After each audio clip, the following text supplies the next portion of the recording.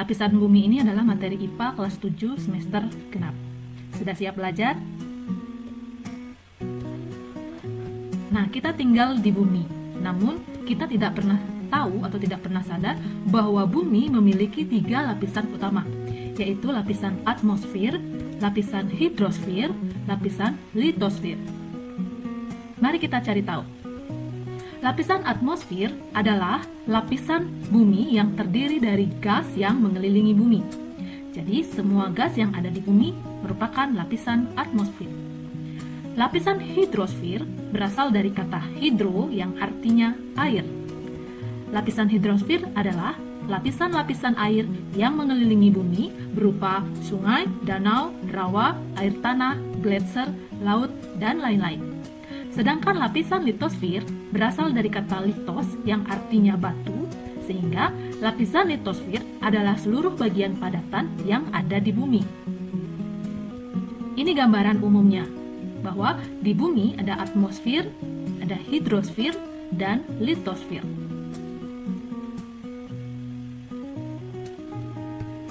Untuk yang pertama, kita akan membahas tentang lapisan atmosfer. Ingat bahwa lapisan atmosfer adalah segala gas yang ada di bumi. Pernah mendengar pepatah bahwa di atas langit masih ada langit?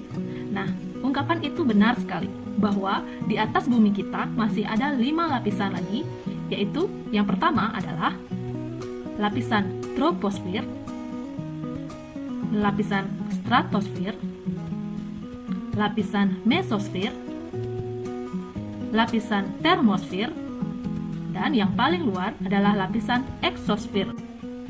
Lalu, apa saja yang bisa kita ketahui dari kelima lapisan atmosfer tersebut? Untuk yang pertama, lapisan troposfer, ini merupakan lapisan yang paling dekat dengan permukaan bumi. Ketinggiannya hanya 0 sampai 15 km. Di sini, tempat berlangsungnya perubahan cuaca serta adanya kehidupan. Suhu di permukaan kurang lebih 30 derajat Celcius. Semakin naik ke lapisan atas, akan terasa semakin dingin, hingga suhunya minus 56 derajat Celcius. Lapisan kedua adalah lapisan stratosfer, ketinggiannya antara 15 sampai 50 km. Di lapisan ini terdapat lapisan ozon atau O3 yang menyerap sinar UV dari matahari. Semakin naik lapisannya, maka akan terasa semakin panas hingga mencapai suhu minus 2,5 derajat Celcius. Lapisan mesosfer, ketinggiannya 50 sampai 85 km. Suhu di lapisan atas minus 75 derajat Celcius. Lapisan mesosfer ini sangat berperan bagi keamanan di bumi. Dia berfungsi sebagai pelindung bumi dari benda angkasa seperti meteor, komet, dan lain sebagainya. Lapisan keempat adalah termosfer. Ketinggiannya 80 sampai 500 km. Dalam lapisan ini terdapat lapisan ionosfer yang menyerap sinar X berbahaya dari matahari serta memperjelas gelombang radio saat malam hari. Suhu di lapisan ini berkisar antara minus 87 derajat Celcius hingga 726 derajat Celcius. Kemudian lapisan terakhir atau lapisan yang paling luar itu adalah lapisan eksosfer. Ini ketinggiannya lebih dari 500 km. Lapisan ini banyak mengandung gas hidrogen. Lapisan ini berfungsi sebagai tempat orbit pesawat luar angkasa dan satelit buatan manusia. Nah, ini gambaran jelasnya. Lapisan ini, lapisan yang pertama di troposfer ini berlangsungnya aktivitas manusia dan makhluk hidup yang lainnya, serta bisa menerbangkan balon udara, pesawat kecil, kemudian pesawat di stratosfer bisa pesawat jet. Di mesosfer ini ada gambaran tentang komet dan meteor. Kemudian di lapisan termosfer dan eksosfer ini adalah aktivitas dari luar angkasa seperti roket, pesawat luar angkasa, dan satelit. Nah, ini juga gambarannya. Kalau di lapisan termosfer adalah fenomena aurora yang mungkin sering terjadi di bagian kutub.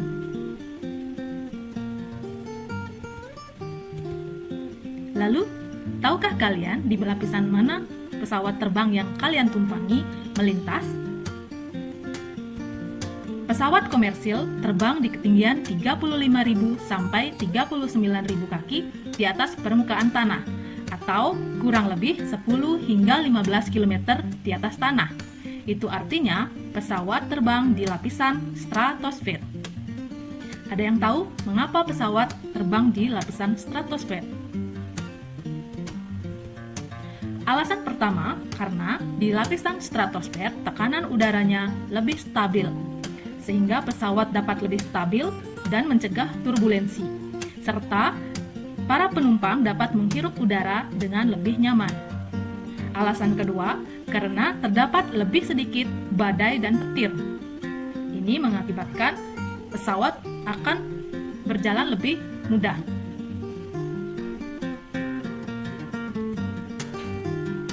Nah, dari penjelasan yang tadi, semoga kalian memahami materi tentang atmosfer. Mungkin video kali ini akan terasa lebih panjang, dan jangan lupa siapkan buku catatan kalian, serta jika kalian lelah, kalian bisa pause video ini. Oke, kita lanjut ya. Lapisan kedua adalah lapisan hidrosfer. Artinya kita akan belajar tentang lapisan air yang ada di bumi. Pasti dong kita selalu menggunakan air di kehidupan kita. Tapi pernah nggak sih kalian bertanya, dari mana sih asalnya air? Kemudian bagaimana proses terbentuknya air? Mungkin ada dari kalian yang bertanya seperti itu. Tentang air sebenarnya dipelajari dalam ilmu hidrologi. Jadi hidrologi ini adalah ilmu yang mempelajari segala sesuatu tentang air. Nah, untuk proses terbentuknya air atau proses dari mana asalnya air, itu akan kita pelajari melalui siklus hidrologi atau siklus air. Nah, air ini sebenarnya sifatnya alaminya dia mengalir, tentu mengalir dari tempat yang tinggi ke tempat yang rendah, kemudian dia berubah wujud ketika dipanaskan atau didinginkan. Kalian harus ingat lagi materi perubahan wujud pada benda. Di sana ada prosesnya dari padat ke cair, atau dari cair ke gas, atau dari gas ke padat. Nah, ini kita akan belajar tentang siklus hidrologi, di mana poinnya, jadi siklus hidrologi ini terjadi dengan adanya bantuan sinar matahari. Nah, dengan adanya sinar matahari, maka matahari memanasi bumi ini sehingga terjadilah penguapan. Penguapan ini dengan kata lain evaporasi. Nah, uap air akan membentuk awan di udara, lalu menjadi titik-titik air, dan saat kondisi yang sudah jenuh, maka dia akan turun ke permukaan bumi menjadi sebuah hujan atau presipitasi. Kita lihat, siklus hidrologi ini dibagi menjadi 3 tahap atau 3 siklus. Siklus yang pertama disebut dengan siklus pendek, kemudian siklus yang kedua adalah siklus sedang, dan yang ketiga adalah siklus panjang. Untuk siklus yang pendek, ini siklus yang prosesnya sangat singkat. Ini biasanya terjadi di permukaan laut, yang diawali dengan penguapan atau evaporasi. Kita lihat gambarnya ya. Jadi dari penguapan, maka air laut yang tadinya cair menjadi uap air, kemudian mengalami kondensasi atau pengembunan, dan berkumpul menjadi awan, dan ketika ada angin, maka awan tersebut akan bergeser. Namun ketika dia jenuh, dia akan menjadi hujan dan turun kembali ke laut. Jadi pada siklus pendek ini, perpindahan awan tidak berjalan begitu jauh, sehingga hujan pun akan terjadi di laut. Jadi siklus pendek adalah siklus yang terjadi singkat dalam area yang tidak luas di laut. Ketika terjadi pemanasan oleh sinar matahari, maka terjadilah proses penguapan. Lalu terjadi kondensasi menjadi titik-titik air dan akan menjadi hujan. Nah, yang kedua adalah siklus sedang, di mana dia lebih panjang dari siklus pendek. Jadi tahapannya hampir sama, yaitu penguapan terjadi di laut, kemudian terjadi kondensasi atau pengembunan, lalu awan yang tadi terbentuk bergeser, diterbangkan angin sampai ke daratan, sehingga hujan pun terjadi di daratan. Selain di laut, terjadi juga di daratan. Jadi siklus ini lebih panjang dari yang siklus pendek. Dan ketika hujan terjadi di daratan, maka akan terjadi infiltrasi di dalam tanah dan di permukaan tanah, sehingga air yang berasal dari hujan tadi mengalir kembali ke laut melalui sungai, kemudian kembali ke laut. Ini gambaran dari siklus sedang. Kemudian siklus panjang. ini terjadi lebih panjang dari siklus sedang. Penguapan terjadi di laut, di darat, jadi kemudian hasil penguapan tersebut akan terkondensasi dan diterbangkan oleh angin awan tersebut hingga mencapai daratan yang agak jauh. Ketika dia sampai di puncak gunung yang dingin, titik-titik air dalam awan tersebut berubah menjadi es. Jadi kristal es tersebut mencapai di puncak gunung, kemudian nantinya jatuh sebagai salju. Ketika salju mencair menjadi gletser, ini akan mengalir ke sungai dan kembali ke laut. Selain hujan yang terjadi di darat, selain itu ada juga pencairan salju dan kristal es, maka air-air tersebut akan mengalami infiltrasi, bisa di permukaan tanah atau di dalam tanah, maka mengalirnya kembali ke laut. Nah, proses tersebut akan berulang-ulang. Karena itu maka disebut dengan siklus. Dan kesimpulannya bahwa siklus air ini diawali terjadi evaporasi, kemudian ada transpirasi, kondensasi, presipitasi, infiltrasi, kembali lagi menjadi evaporasi. Nah, istilah-istilah ini harusnya kalian cari sendiri artinya, ya. Jadi, ini kesimpulan terjadinya siklus hidrologi atau siklus air. Sudah jelas dong tentang hidrosfer atau siklus air dan siklus hidrologi. Kita lanjut ke lapisan yang ketiga, adalah lapisan litosfer. Lapisan litosfer ini adalah segala lapisan padat atau batuan yang ada di bumi. Jadi lapisan bumi kita, kalau diteliti lebih dalam, tempat kita injak ini adalah seperti ini. Nah, ini gambaran di dalam bumi. Ada berapa lapis dalam lapisan litosfer bumi? Ya, jadi ada 3 lapisan. Yang paling luar tempat kita tinggal itu disebut dengan lapisan kerak bumi. Kemudian di bawahnya ada kerak mantel bumi atau selubung bumi. Dan yang paling dalam itu disebut dengan inti bumi. Ini gambaran secara lengkapnya. Jadi yang paling luar ini, yang dianggap lebih tipis, paling tipis ini adalah kerak bumi, ya, ini adalah kerak bumi. Kemudian yang kedua adalah mantel bumi atau selubung bumi, nanti terdiri lagi dengan 3 lapisan. Kemudian inti bumi itu ada 2, ada inti luar, yang ini inti luar, kemudian yang paling dalam disebut dengan inti dalam bumi. Nah, yang paling luar adalah kerak bumi. Kerak bumi adalah lapisan terluar dari permukaan bumi. Ketebalannya antara 10 hingga 50 km. Namun ketebalannya ini tidak merata di seluruh permukaan bumi. Mengingat permukaan bumi ini terdiri dari gunung dan lembah, jadi tidak rata. Kerak bumi terdiri dari 2 lapisan lagi, yaitu kerak benua dan kerak samudra. Kerak benua adalah lapisan yang membentuk daratan, ini tebalnya sekitar 20 hingga 50 km. Sedangkan kerak samudra adalah lapisan yang terdapat permukaan air yang sangat luas. Ini tebalnya 10 hingga 12 km saja. Jadi bisa dibayangkan kalau kalian melihat globe, di mana ada daratan berarti di sana adalah kerak benua, sedangkan jika kalian melihat lautan yang sangat luas itu adalah kerak samudra.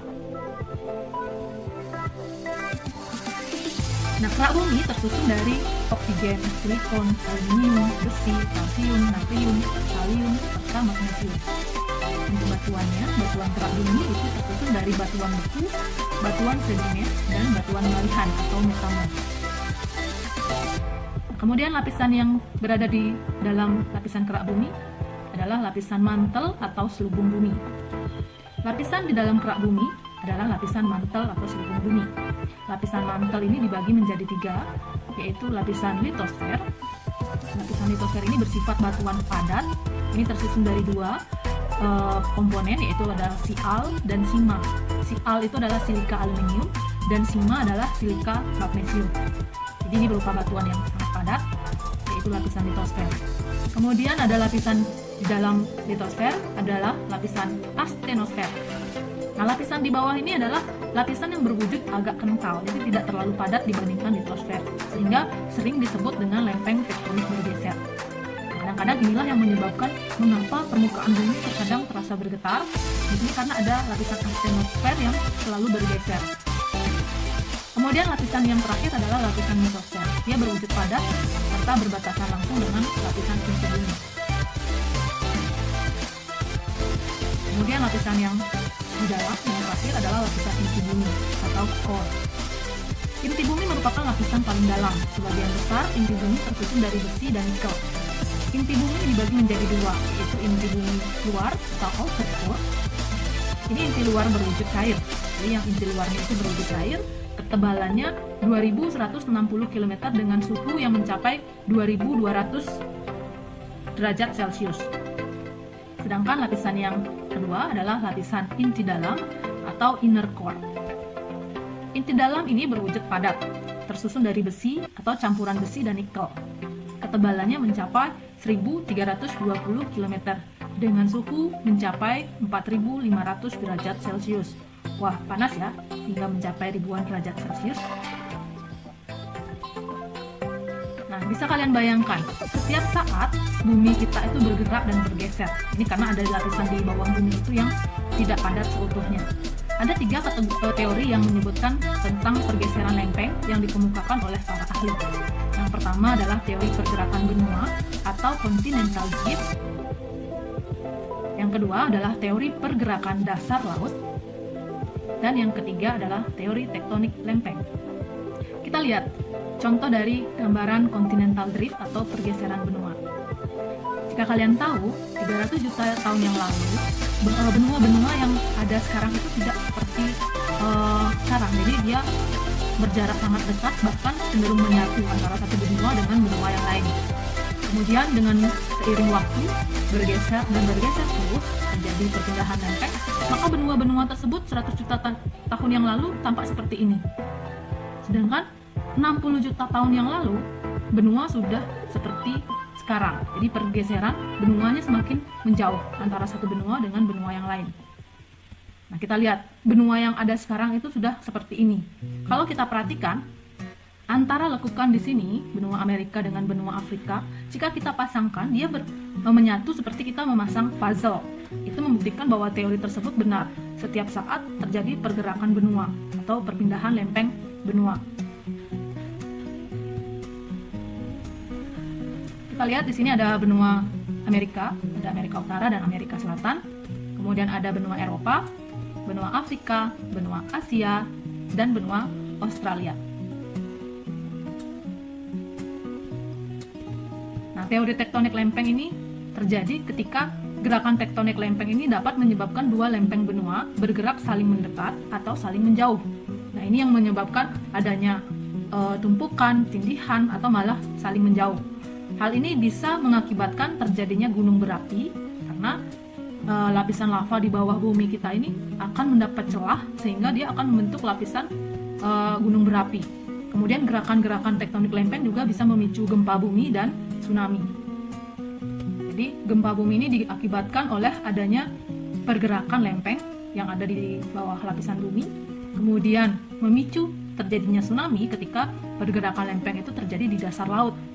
Patahan, tindihan, dan lain-lain itu bisa menyebabkan tsunami atau gelombang pasang dan sampai ke daratan.